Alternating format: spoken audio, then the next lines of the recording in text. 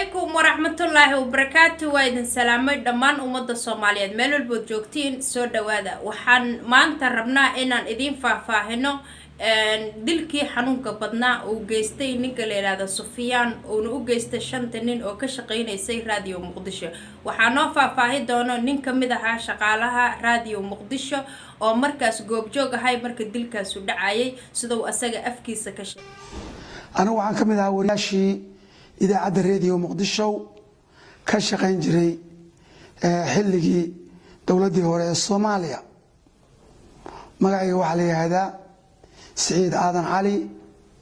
سعيد أنتينا اللي هذا وأنا كشقين هاي راديو مقدشو أيامي وقدمي دولتي الصومالية أي بربوريسي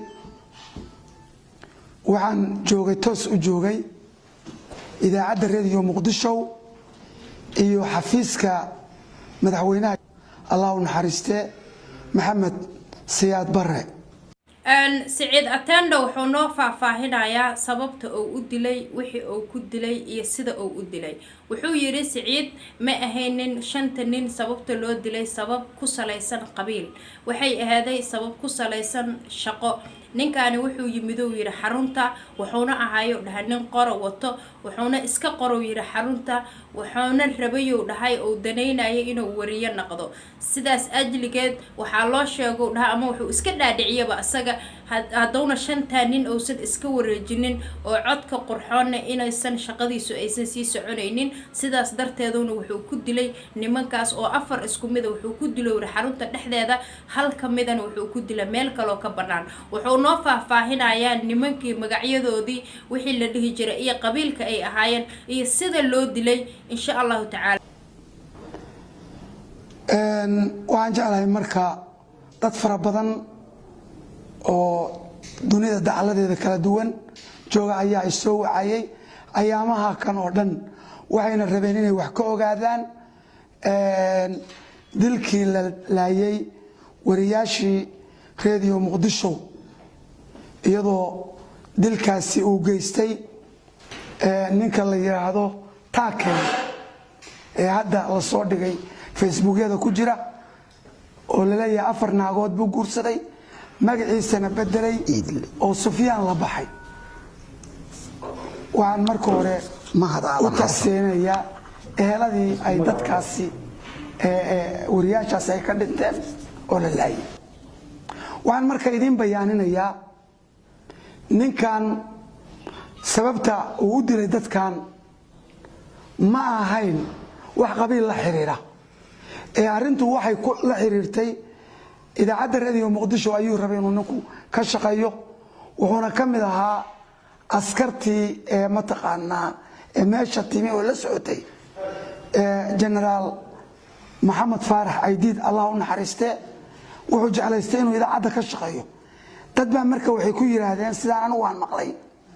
inta nimankaani joogaan niyo waxba noqon maysan waa inaad nimanka iska hor leexisa masala basiida buu ku dilay ilaahay naxariistina ka waraabay raggaas uu laayay way kala duwanaayeen waxa kamid ahaa Abuukar Maxamed Nuur Abuukar wariya la oran jiray nin fiican buu ahaa sheekhaal buu ahaa waxaan anigu isdiidsiinaya qabiil inaan afkayga ka sheego يعني وأنا مستحيل بيرتين قبل الصغار لكن ما أنت وحنو شيء إن أنت كالصومالية عضيو وحكن سيدي أهايين نكا مركل للدلاء أبو بكر محمد نور وهو هانين شيخ خالق وها نكا كلا ودلي وحل أورنجري إلهي نحرس جنو أكور أبيه عبد القادر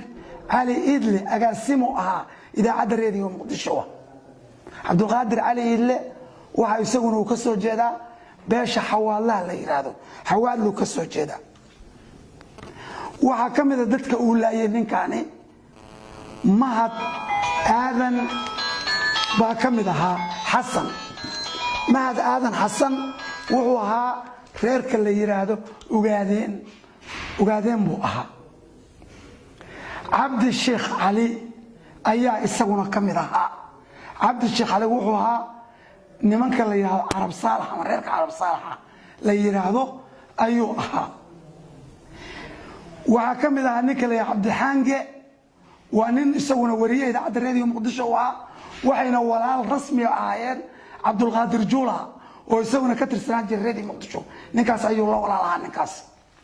Allah u naxariisto raggaas shanta isaga ayaa dilay shantaas raga asaga ayaa dilay ayuu ku dhahay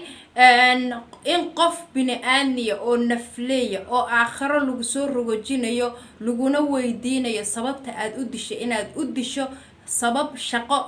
ama wax basiid waa wax ilaahay ku weydii doono maalinta yawmal qiyaamaha hadayba jirto ay sax tahay balse waxaan u sheegayaa ummadda Soomaaliyeed meel walba joogto qof walba waxa ay samayso in la soo ogaanayo amba ha noqoto 1900 amba ha noqoto 1990 amba ha noqoto waqti aad u fog balse waa la soo ogaanaya sababtoo ay dadka Soomaaliyeed ma ahan waa dad ay wax ka qarsamaan waa dad isku diina waa dad isku hadala waa dad aqligoodu meel iskala wada shaqeeyo marka ma ahan dad ay wax ku dhex qarsoomayaan Sufyaan hadii uu dilay raggan ma ahan inuu dafaro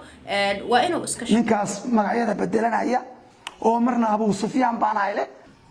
hadda sida lagu helay oo ku soo baxay waliga islaama heleen Allah subhanahu wa ta'ala sareeye ilaahay baa ka shafay waayo xaq islaameed iyo dad islaameed buu dilay rabbi waa soo saaray isaga baa iskeenay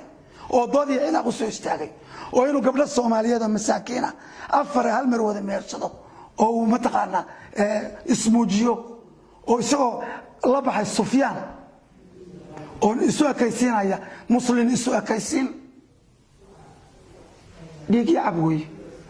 dad buu laayay masaakiin buu laayay rag wariyaal aan waxba galabsan buu laayay yaani wax weyn buu gal jariimad buu wuxuu sheegay inuu ninkaanu aad iyo aad u yaqaano meelna ay iskala shaqeynayeen taasina aysan ahayn wax la dafiri karo ama wax la isreed marsiin karo